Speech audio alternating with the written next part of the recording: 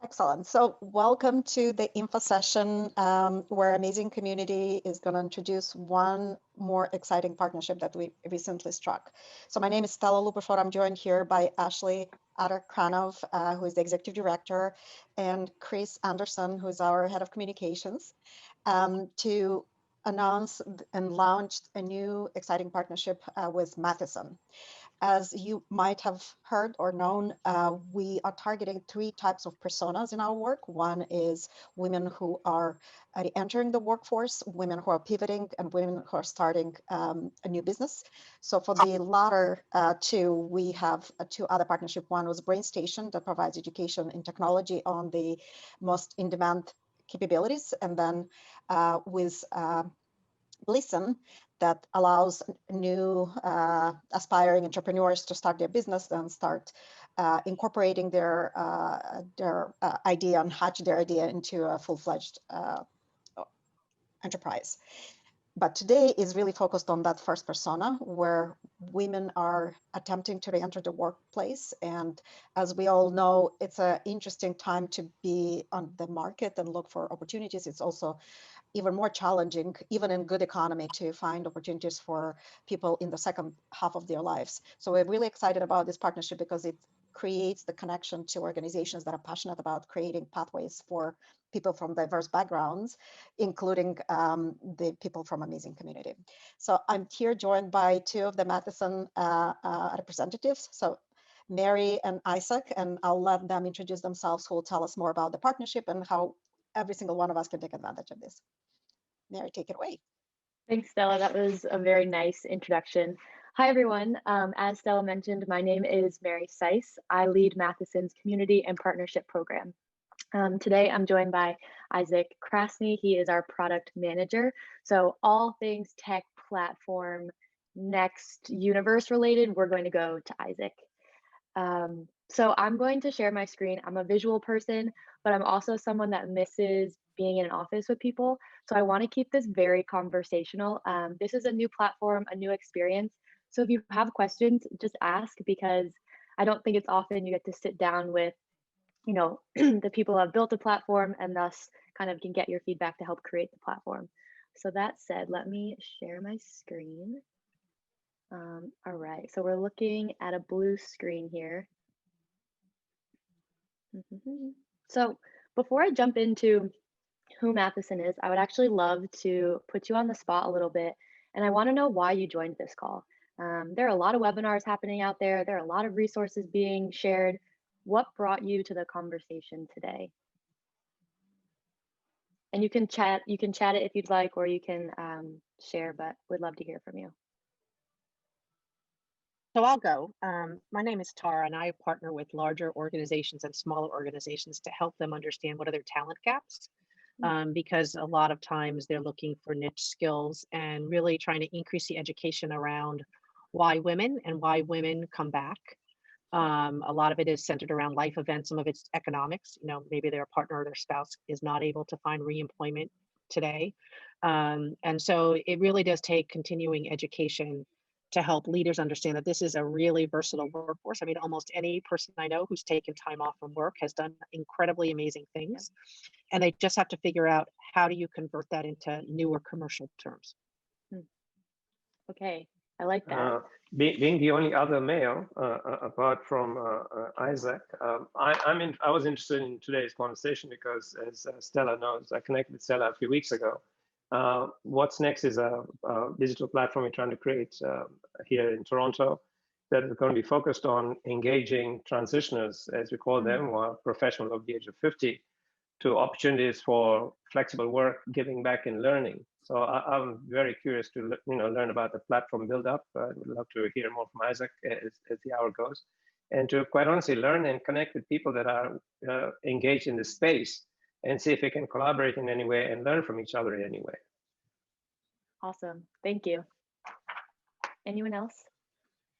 This is Kathleen Delgado briefly, and I work with a lot of Fortune 500 and startups, and it's very common that they're looking for solutions, whether it's women or aging or people with disabilities, or just so I'm here to learn about the platform and what it offers. Amazing. Thank you. Thank you for sharing that information. Little did you know that you just helped me decide how I'm going to share more on Matheson. So thank you for that insider information. I want to start by just sharing what Matheson is all about Mary, because oh, sorry to interrupt. I think Deborah wanted to say something too. oh, please. I just wanted to basically second what Kathleen said. I'm interested in the platform mostly, and also I'm a big fan of Stella. She and I are sort of the same spirit. So that's all. Awesome. Thank you. So I want to start by sharing more about the Matheson Mission because I genuinely believe that's what really is setting us apart. And that's how we came to Amazing Community. So Matheson's mission is to bridge the gap between underrepresented communities and new opportunities. And what we're going to do is we want to reinvest in those communities. So the way this works is we partner with I'm going to go to the next slide. We partner with community partners. So the amazing communities of the world, the nonprofits, the social enterprises, organizations that are serving underrepresented groups. And what we want to do is we want to support this organization, support their mission, and help place members. We want to help advance and share resources. And we want to tell our employers more about your community. Because what we know is that there's so many micro inequities in the workplace. And if we can help bridge the gap between employers, community partners, and members, then we've done our job at Matheson. So Matheson sits on 3 pillars, and I firmly believe that without one of them, we have no standing. So I want to share more with you about the model. I think that's kind of what people are really interested in most. So I'll pause for questions after the fact, and Isaac, feel free to jump in wherever. So the way Matheson works is we have employers, our clients, and clients can range from all industries, all sizes, and they come to us for a few reasons. Some of them come to us and say, oh God, we need help. We got in some hot water and we want to be better. We want to do more than just put out the publicity statement. We want to now act. So employers can partner with us. They can take our Equal Hiring Index. This is an assessment that evaluates an employer on their inclusionary practices, their hiring, and their retention. Every quarter, we actually check in on this partner to see how they're measuring against that initial score they received. And we want to make sure that you're advancing. We want to make sure you're not always stuck on that number and that you're truly taking a step forward to advance your company and its culture. Employers also partner with us because they need help with their pipeline. They need to fill roles. So they will pay us to have access to our members. They also might pay us because they want a very specific role filled. So in this instance, our talent advocates are going to work with our members and do the sourcing and vetting on their own. And what I think is really special about talent advocates at Matheson is they're not recruiters. Okay, so recruiters have numbers, metrics, they're super stressed, they're on commission, and they're very singularly focused on just getting that interview and placement. What's different about our talent advocates is they're there to advocate on behalf of our member. So if we hear from our partner HelloFresh, I don't like this candidate, she has a big gap on her resume, or she has too many years of experience for this role, our talent advocate can kind of walk them back and say, okay, let's talk through this because your points that you just brought up might not actually be critical or important to the role. So our employers pay us. They're like, Matheson, here's our money. We want to partner with you. Because they're doing this, our members and our community partners have totally free access, range, and benefits to the platform. So this means our community partners can be introduced to our clients, they can be introduced to other organizations, and they can have all of their members on our platform. Our members are people who come from community partners. They come from Google searches, LinkedIn posts, and word of mouth. Matheson, our idea is that we're inclusive. So we're not going to say no just because your picture doesn't seem to be, the traditional underrepresented candidate. So as a member, we want to connect you to new opportunities. We want to expose you to our clients, and we want to invite you to events. I'm going to pause for questions because that was a lot on one slide. So who? Sorry, go ahead. Who do you consider your competition? Ooh, love this question. There are a few other platforms out there that focus on diversity recruiting. I would say that's the closest competitor that we might have. I personally, and Isaac, if you know of any, I don't know anyone that has this 3-candidate marketplace. I think, people might say, oh, LinkedIn is the same idea. You apply for jobs, you're exposed to employers. But I think because we are so singularly focused on uplifting underrepresented communities, there is no other organization out there doing this work. So there are a couple of organizations that I've seen. One is called JobWell, and it's sourcing primarily African-American talent. And another one, Power to Fly, that it's focused exclusively on women. But I agree with you, Mary. I think from the three-legged stool, I think you're very unique in that regards because you form relationship with community partnerships in addition to just supporting the members directly. So Mary, just to make sure I understood it, and then a question to follow. So basically, you're different than a recruitment organization because you are physically and intimately involved with the candidate and the employer. So there's a face-to-face, person-to-person interaction, which you normally wouldn't get. So it's more personalized. Is that a fair comment? That's a fair comment. Yeah. I would also add members are, as soon as they create a profile, you are on the radar of all of our clients. So our clients can then go in and see your profile and learn more about you. Right. So essentially, it's a two-way marketplace, or two-pronged marketplace, as an Airbnb would be, an Uber would be. So the employers come to you because you have a pool of very easily identifiable, underserved populations. Can you tell me who those populations are? Are they indigenous people? Are they Black people? Are they people of color? Are they women? I mean, what do you define as underserved? Yes. I think there's a slide on this a little bit later, but I want to answer this now. We think of ourselves as representing the broadest cross-section of underrepresented communities. So yes to indigenous people, yes to women, to the previously incarcerated, to working parents, experienced workers, refugees, immigrants, visually impaired, mentally impaired. I don't see a space that we are not currently seeking to engage in our platform. Right. But as an employer, then I don't come to you and say, Mary, I want somebody from the underserved market specifically. Most likely, if I'm a Shopify or Freshie or whoever, I come to you and say, I'm looking for top talent in this area. And you say, yes, and actually I have this top talent in underserved markets, and that appeals to them. Is that I'm trying to understand the value proposition here. Mary, I can jump in here if that's helpful. Okay, so this is actually the last call I was just on, was discussing this very topic. And so our aim is to create a marketplace that is a locus for all of these communities, but where if an employer has a need to augment their team in such a way where, I think the example, this is an actual example, is they actually have an engineering team that is predominantly female, and they would like to add some male talent to that team. So we can also help with that. So I think there's the typical case of we would like to augment our team's makeup with some diversity, but that diversity looks different depending on who you are and your situation. So we're striving to be able to help in that situation as well. Okay, thank you. I have a question as well. So I know I work with people who are diversity experts and consultants, and through my work with Lean In, there's so much data out there to show that diverse in all ways workforces are, like, I forget the numbers exactly, like 38% more productive and 20-some% more innovative. And as much as there's a big push on the part of companies, especially for CSR, to incorporate these people, I kind of agree with what, I'm sorry if I mispronounce your name, Mebs? Yes, that's right.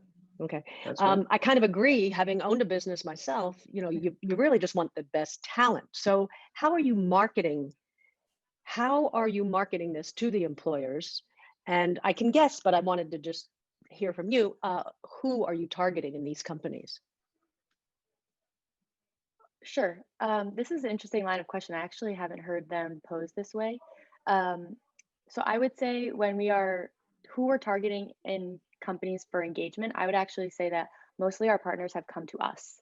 I think over the last 6 to 7 months, the US has kind of had this awakening, and employers are more committed than ever to be more inclusive in their hiring practice. And I would say that, employees are looking to their managers and are looking to their directors and saying, hey, when are we going to open up our teams? When are we going to broaden our reach so that the next person doesn't live in my neighborhood, look like me, and have the identical background? Okay. And can you remind me of your previous question? How are we marketing this? Yeah, how are you marketing it? Yeah, I mean, right now, our whole thing is that there are just millions of candidates that just get overlooked from unconscious bias. So they're top talent, but they might not be in your funnel because of the way our systems have been created and the architecture of these websites. And so Matheson, very well sees this and says, okay, we're going to put the brakes on and create this ecosystem where you can be outright inclusive in your practices. Mary, there's a question from Tara. Are you asking Thank you. people? Sure. So Tara asking, are you asking people to disclose personal information, demographic, military, disability, etc.? Good question. Isaac, do you want to take this one? Yeah, so we do ask people to disclose these things. It's not required to be on the platform, but essentially, and I'm not going to go into any more detail because we're still defining how this is all going to work in a way that is inclusive and respectful and enables everyone to get the value they need out of the platform without asking anyone to volunteer too much. But yes, this is a little bit of what we're doing differently is asking people, if you are from the disabled community, if you identify yourself as such, then employers, and there's actually one of our employers right now who is looking to add specifically people who identify as having a disability. It makes them easier. It makes it easier for you to be found. When you the real thing is we think that by volunteering this information, you make it easier to help the people who are looking for people like you find you. It's really as simple as that. Thank you. So Mary, we can probably proceed. Okay, and I'm going to add just one more thing about that personal identifier. When a member creates a profile on the platform, which is the perfect segue into the member experience, they have the ability to pick and choose what's public. So you can totally go into the Matheson platform as this ghost and share absolutely nothing about yourself until you learn who we are. You can explore the jobs, explore the partnerships, and then you can decide, okay, I want to share that I have this disability, I'm disabled, or I want to share that, I'm a veteran. And then you can take it a step further and say, I only want to share I'm disabled with the Matheson Talent Advocate, not employers, or I only want to share it with the employers, not the talent advocate. So we make that profile creation experience very customizable because we genuinely want you to be very comfortable on the platform.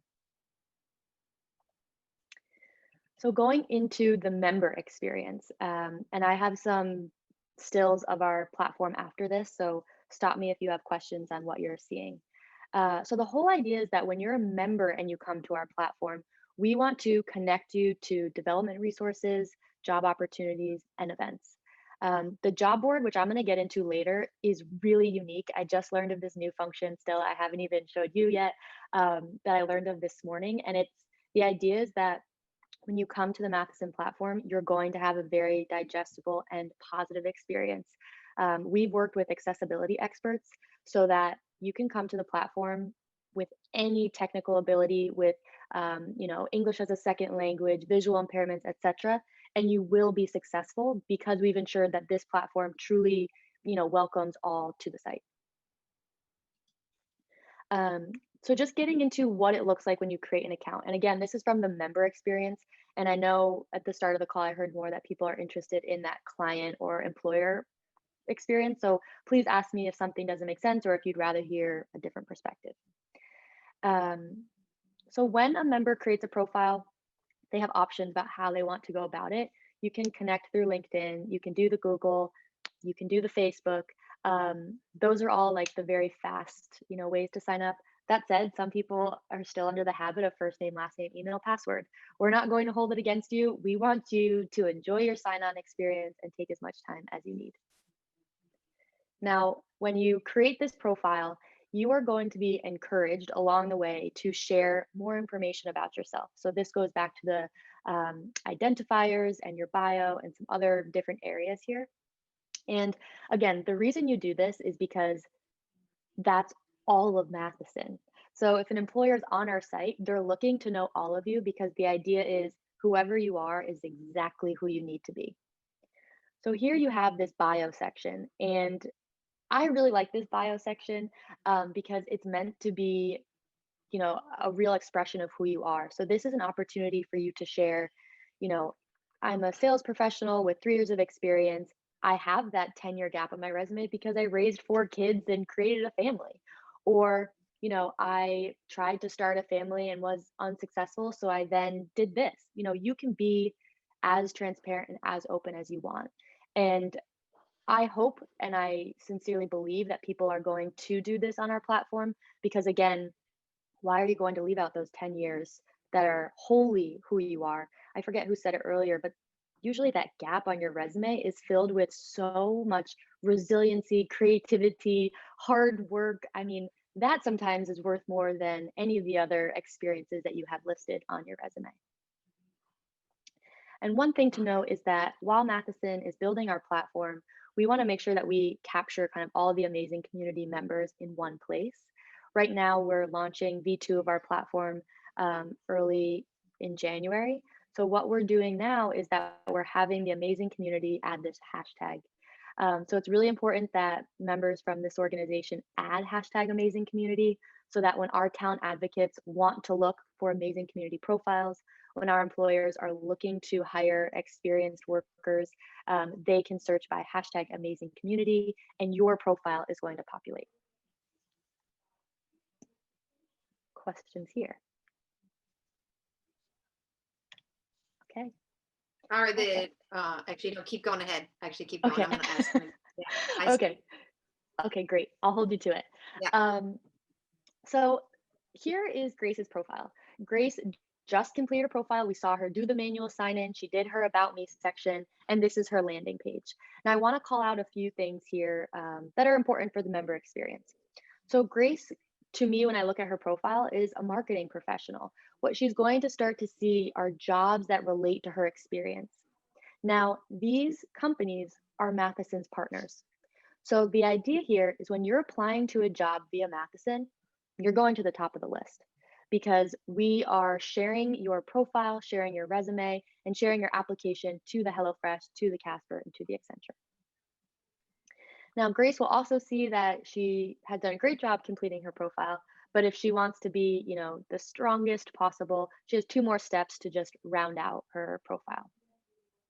And then finally, she has resources. So these will be provided by Matheson. It could be how to finish your profile, how to create a strong profile and stand out, or it could be something as simple as, what makes a workplace culture. Sorry, Mary, Mm-hmm. perhaps you said this and I missed it. So when you're matching Grace's profile to a job opportunity, Mm-hmm. Without giving away your code, what are you using to make this match as tight as possible? And is there a version of Match.com here? Yes, welcome to Mathison, the dating site. So is your question, how are we presenting her jobs that match her experience? Well, I guess I'm interested in the technology. And again, if it's proprietary, then you don't have to go into detail. But I'm just curious, because the ideal match, and it's interesting that Grace is from Toronto, so I can use her as a real example. But Grace, resume and the profile that she set up, depending on the kind of questions you ask, gives you a professional profile of her life, including, the 10 years that she was raising a family and all that. But it doesn't get into any psychographic data per se. I'm making that assumption. So let me give you an example. Let's say Grace was 27 years old and is really interested in hospice work, right? Well, if you take her profile of the fact that she's 27 and she comes from this background, she may actually not be an ideal candidate for hospice because she hasn't had enough, thank goodness, life experiences to prepare her for, helping grieving families. So based, and she may have a PhD in, social work, and the LinkedIn profile equivalent would have matched her with a hospice because she said, wow, social work, healthcare background, she was a nurse, perfect. And yet, a 27-year-old may, and I'm just giving you an example, a 27-year-old may not be the ideal candidate for a hospice setting. So how do you sieve that out of your matching? I'm curious in your matching algorithm, I guess, and the technology that goes behind it? So I'll jump in here, and I think that's a really good question. And the way I would characterize the way that we have tackled this problem of how do you match a job seeker to the right opportunity, you could go the Match.com route, which is really focused on algorithms, really takes judgment out of the human judgment as far out of the equation as possible. And to my experience, that doesn't really work so well because humans are complex things, especially once you get into looking at a career, like you're saying, looking at a career over years and what are all the different things that have happened in that career. And so it gets really complicated. What we do, what we're optimizing for is enabling on the member side, enabling our members to be found, and enabling the people on the employer side, our talent advocates, to have an easier time finding what they're looking for. And gearing that specifically towards who we know our members to be. And so the ways we're doing that is by gathering information like those personal identifiers about who they are. And the other thing that we have in our pocket is a framework for creating and deploying proprietary machine learning models that help us surface talent. And these machine learning models, it's very difficult. My background before I was at Matheson was actually at a company that was primarily focused on machine learning and recruiting.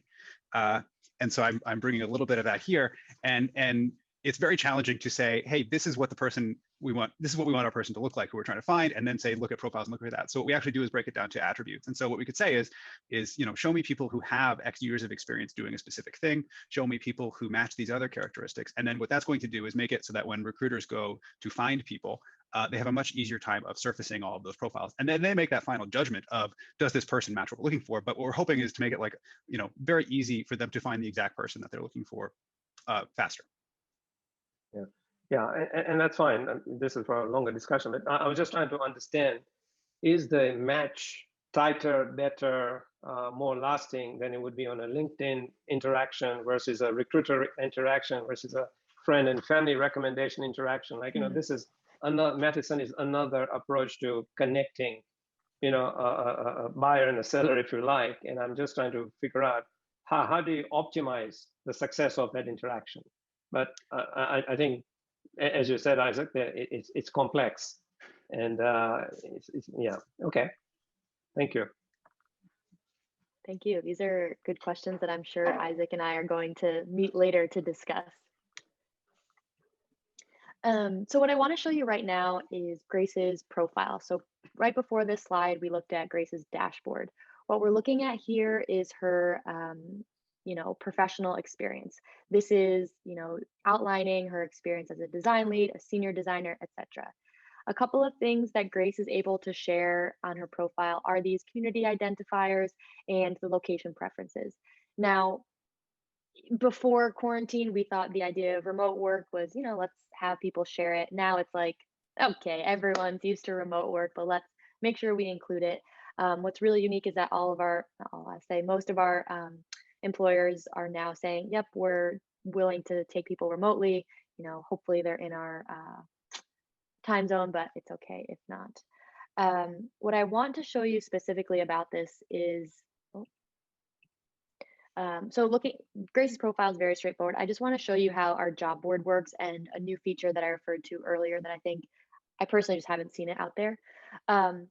So looking at our job board, very straightforward. It's not going to be, something that you've never seen before, right? It's the jobs that match her experience or what she has shown interest in, the company, and this apply now.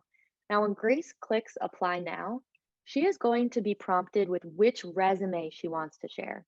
Now, my background is in workforce development, and I used to be a career coach. And something I know is that the easy apply on LinkedIn is a trap.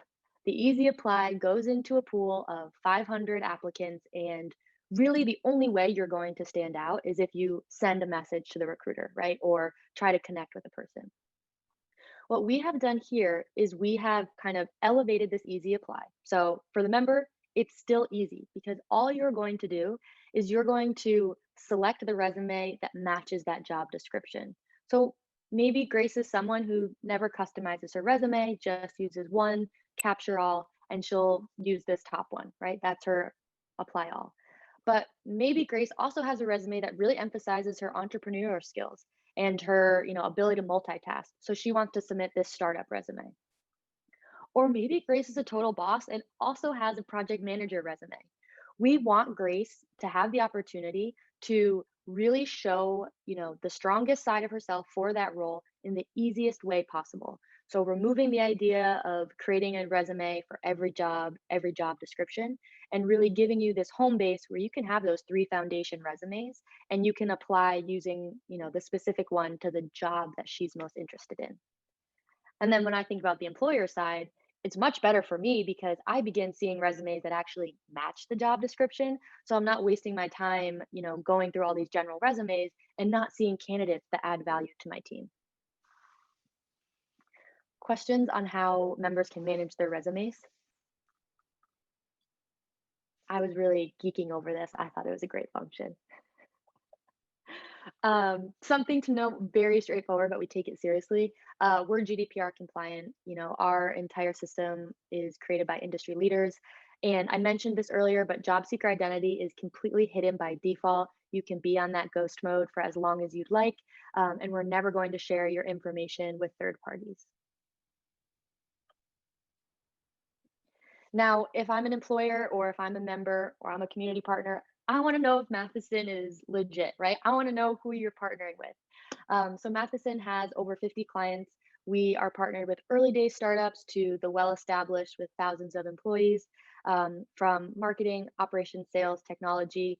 We're trying to cover, as many verticals, as many industries as possible, because the way I think about it is I want to make sure our members find home in one of our companies. So here are just a few that we work with, but please know there are more. And apparently we work with RTS twice, so that's my mistake. Now, this is something that I shared at the beginning of the call, and as a member, as a community partner, and honestly, I think as an employer partner, this is just incredible. So the way our platform works is if Tiffany from Amazing Community is hired by RTS, we are actually going to donate back to Amazing Community, because our model relies on the fact that by reinvesting in the communities that we represent, these organizations can then build out their offering, whether it's an additional webinar later in the year or a scholarship for a training program for one of the job seekers. We want to make sure that our community partners are able to grow not only their network, but also, their offering to their own member base. So every time someone on the platform is hired, Matheson will be making a donation. Let's say I were hired for on the platform and I did not come from a community partner. I actually will be prompted to select the community partner I still want my donation to be made towards. So this is where, Amazing Community being a partner, I could learn about it through that selection process, and a donation will still be made to the organization. Questions, excitement, or awe here? I'll have to unmute myself. This is, I think, such a great, not only opportunity to place people and connect talent to meaningful employment, but also support the communities and help them grow and continue to foster that support system. So thank you. I think I missed something. It's sort of glitched. When you say you're making an impact, you're giving back money to Amazing Community, or you're giving back money to some nonprofit or whatever that Amazing Community wants to direct that resource to? We will make a donation to Amazing